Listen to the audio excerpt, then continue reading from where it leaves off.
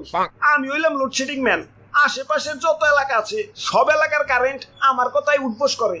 Superman সে তো আকাশে উড়ে বেড়ায়, স্পাইডারম্যান সে তো বিল্ডিং এ ঝুলে বেড়ায়, আর আমি লোডশেডিং ম্যান।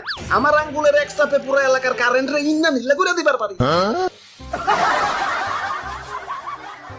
উফ কি গরম, ফ্যানের পাওয়ারটা একটু বাড়িয়ে দেই।